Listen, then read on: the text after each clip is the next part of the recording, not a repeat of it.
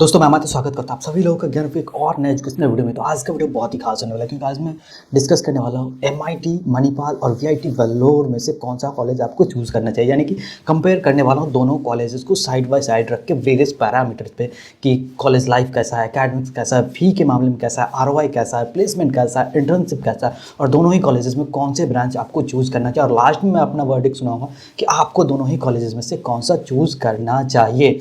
तो पूरा वीडियो देखना शुरू से लास्ट तक ताकि कोई भी इन्फॉर्मेशन आपने मिस नहीं कर पाए। और अगर अभी तक आपने मेरे चैनल को सब्सक्राइब नहीं किया तो सब्सक्राइब करके बेल आइकन जरूर क्लिक कर लो। जब भी मैं इधर देखूँ समझना कि मैं अपने लैपटॉप की तरफ देख रहा हूँ, क्योंकि यार ऑब्वियसली इतना सारा डेटा मेमोराइज नहीं हो पाता और मेरे पास तो कोई टेलीप्रॉम्प्टर है नहीं। तो स्टार्ट करते हैं। सबसे पहले जो पहला है कि स्टार्ट कब हुआ था। अगर मैं बात करूँ एमआईटी का तो एमआईटी 2005 में स्टार्ट हुआ था और वीआईटी 2012 में स्टार्ट हुआ था। एज ए यूनिवर्सिटी की मैं बात कर रहा हूँ। कैंपस एरिया की अगर मैं बात करूँ तो जो एमआईटी है उसका कैंपस है वो 188 एकर्स का है और जो वीआईटी वेल्लोर है उसका कैंपस एरिया 372 एकर्स का है। तो यहाँ पे जो अगर मैं बात करूँ क्लियर मिनट का तो कैंपस एरिया के मामले में जो है वीआईटी काफ़ी ज़्यादा, मतलब 2 गुने से भी ज़्यादा इसका साइज़ है। अगर मैं बात करूँ पूरे एकर्स का, अगर मैं बात करूँ रैंकिंग की तो एमआईटी की जो रैंकिंग है वो 51 है और वीआईटी वेल्लोर की जो रैंकिंग है वो 12 है। अभी आपको ध्यान रखना कि ये जो रैंकिंग है ये सिर्फ और सिर्फ इंजीनियरिंग के लिए है।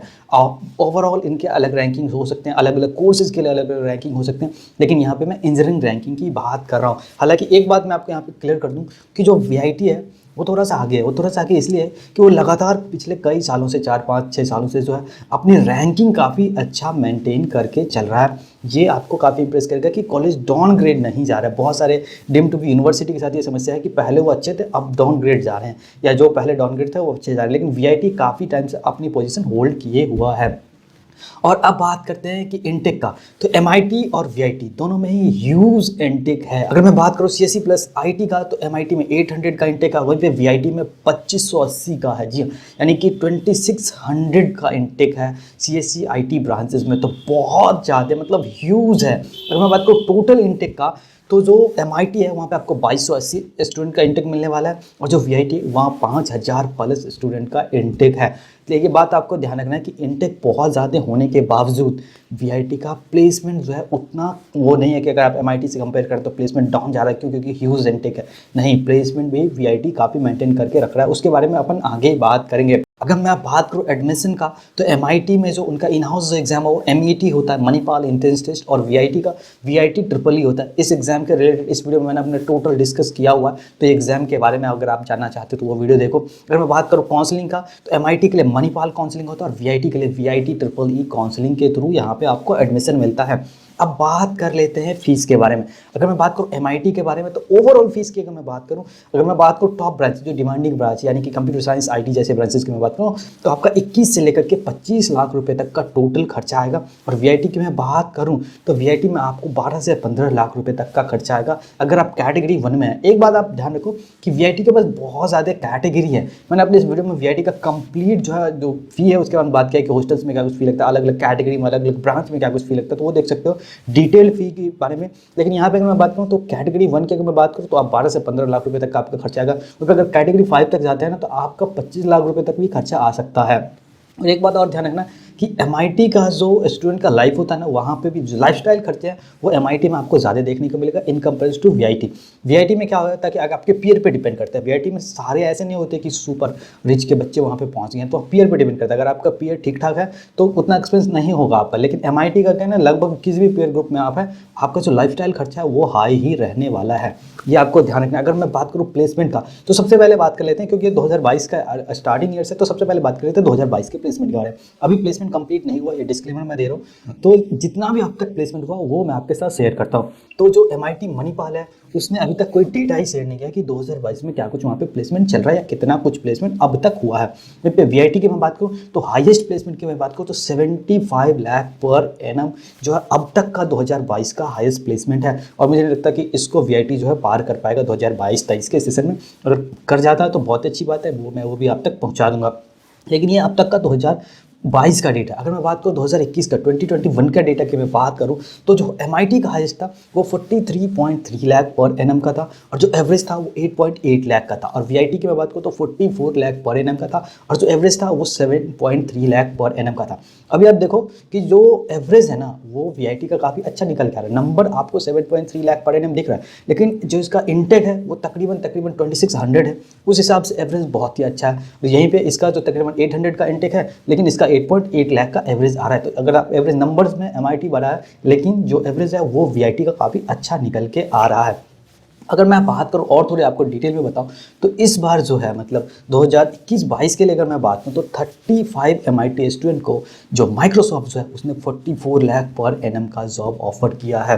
तो क्या है कि टॉप कंपनीज काफ़ी अच्छी जॉब MIT में ऑफर कर रही है। VIT की अगर मैं बात करूँ तो VIT में दो तरीके के इन्होंने कैटेगरी बना रखा है, एक होता है सुपर ड्रीम जॉब्स और दूसरा होता है ड्रीम जॉब। जो ड्रीम जॉब्स होता है वो 5 लाख प्लस का होता है, और जो सुपर ड्रीम होता है वो 10 लाख प्लस का होता है। अगर मैं बात करूँ सुपर ड्रीम्स ऑफर का तो 1311 यानी कि 1311 सुपर ड्रीम ऑफर जो है VIT ने दिया है 2021 में, यानी कि तकरीबन 1300 स्टूडेंट को 10 लाख से ज़्यादा की सैलरी लगी है। तो बहुत ही अच्छी बात है, दोनों में ही देख लो, उसमें माइक्रोसॉफ्ट जो है वो 35 स्टूडेंट को आता है और 44 लाख पर एनम दे के चला जाता है। यहाँ जो है तकरीबन 1300 स्टूडेंट को 1300 प्लस स्टूडेंट को 10 लाख प्लस की सैलरी मिलती है। तो प्लेसमेंट दोनों में ही जबरदस्त छप्पर फाड़ है। ये तो रहा कि क्या कॉलेज क्लेम करती है, क्या कॉलेज दर्शाती है। और अब बात करते हैं कि स्टूडेंट क्या क्लेम करता है फ़ी के मामले में। तो बात करें एवरेज का तो बहुत सारे स्टूडेंट कहते हैं कि भैया क्या है कि एवरेज जो है MIT में भी 7 से 8 लाख का जाता है, और VIT वाले कहते हैं कि भैया VIT में भी 7 से 8 लाख तक का जो है एवरेज पैकेज जा रहा है। ये स्टूडेंट का कहना है। और एक बात और मैं आपको प्लस पॉइंट जोड़ दूँ, जब आप क्लोजली फॉलो करेंगे MIT को और VIT को तो आपको समझ में आएगा कि जो MIT है वहाँ के ज़्यादातर स्टूडेंट्स हैं वो MS करने के लिए अब्रॉड चले जाते हैं। तो वहाँ पे एक नेचुरल सा माहौल मिलता है। बहुत सारे VIT के भी जाते हैं, लेकिन उस हिसाब से अगर कंपेयर करें तो रेशियो जो है MIT का बहुत ही आगे है। तो एक कल्चर सा बिल्ड हो गया है, इस बात का एडवांटेज आपको डेफिनेटली मिलेगा। अगर मैं MIT के बारे में थोड़ा सा और प्लेसमेंट आपको बताऊँ तो जो टॉप 50 ऑफर्स थे 2021 में वो 38.4 लाख पर एनम के थे। जो टॉप 100 ऑफर्स थे वो 29.58 लाख पर एनम के थे। जो टॉप 150 ऑफर्स थे वो 25.66 लाख पर एनम का था। जो टॉप 200 ऑफर्स थे वो 22.57 लाख पर एनम का था। और जो टॉप 250 ऑफर्स थे वो 20.527 लाख पर एनम का था। यानी कि MIT में भी उतना ही जबरदस्त प्लेसमेंट हो रहा है जितना VIT में हो रहा है। प्लेसमेंट के मामले में दोनों ही कॉलेज एक दूसरे को बीट करते नजर आते हैं। तो इससे आपको समझ में आता है कि दोनों ही जगह काफ़ी अच्छा प्लेसमेंट हो रहा है। इंटेक भी बहुत ही ज़्यादा ह्यूज है, VIT में तो खैर मतलब एक अलग ही लेवल का ह्यूज है, लेकिन फिर भी प्लेसमेंट जो है काफ़ी अच्छा दोनों डिलीवर करके दे रहे हैं। ये बात आप एकदम गांठ बांध लो। अगर आप बात करते हैं कॉलेज लाइफ का, ऐसा तो है नहीं कि 4 साल आप ऐसे मशीन की तरह लगे हुए हैं, तो कॉलेज लाइफ भी बहुत इंपॉर्टेंट होता है। तो मणिपाल का कॉलेज लाइफ स्लाइटली जो है VIT के कॉलेज लाइफ से काफ़ी अच्छा है, ये आपको एक्सेप्ट करना पड़ेगा। बहुत सारे स्टूडेंट्स आते हैं कि वहाँ पे ज़्यादा स्टूडेंट है तो कॉलेज लाइफ ज़्यादा अच्छा होगा, नहीं ऐसा नहीं है। तो और आपका कॉलेज लाइफ ख़राब हो सकता है अगर आप पीयर ग्रुप अच्छे ना चूज़ करते हो। तो अपना पीयर ग्रुप अच्छा बनाने की हमेशा कोशिश करना, ये बहुत ही ज़्यादा बेनिफिट देगा। किसी दिन खास बात करेंगे इस पर कि आपको कैसे अपने लिए बेस्ट पीयर ग्रुप सेलेक्ट करना है। तो अगर मैं बात करूँ वेल्लोर के बारे में तो वेल्लोर में क्या है कि यहाँ पर रिस्ट्रिक्शन ज़्यादा है। रिस्ट्रिक्शन ज़्यादा होने का मेन रीज़न क्या है कि यहाँ पर इंटेक बहुत ज़्यादा है।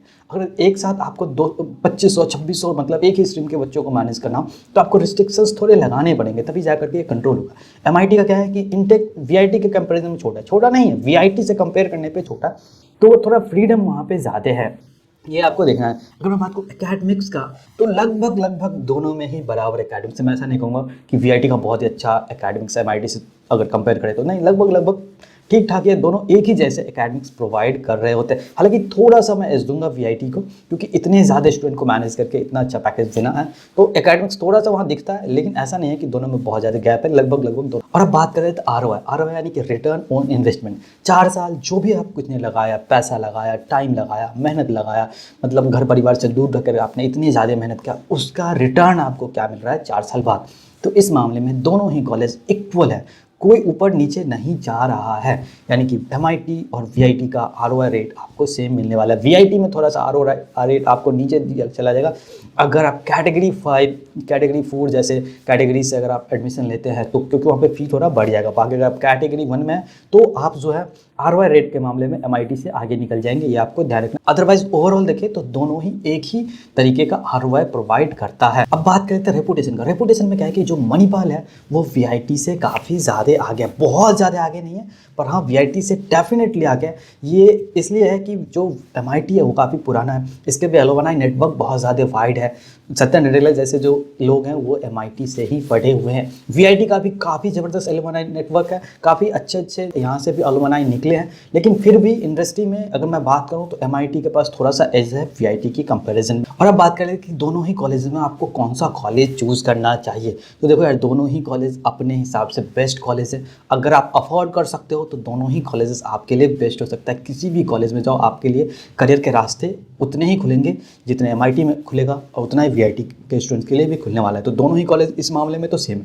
हालांकि एक बात मैं आपको बोलूँगा कि अगर आप डेफिनेटली अफोर्ड कर सकते हो ना तो आप MIT को चूज़ करो। MIT में एक प्लस पॉइंट यह है जो काफ़ी अच्छा लगता है, ये कि यहाँ पे एक तरीके का नेचुरल सर्कमस्टांसेस बिल्ड हो चुका है कि यहाँ से ज़्यादा से स्टूडेंट्स हैं वो MS करने के लिए चले जाते हैं US वगैरह। तो यहाँ से क्या होता है कि आपको भी इस तरीके के चांसेस मिले।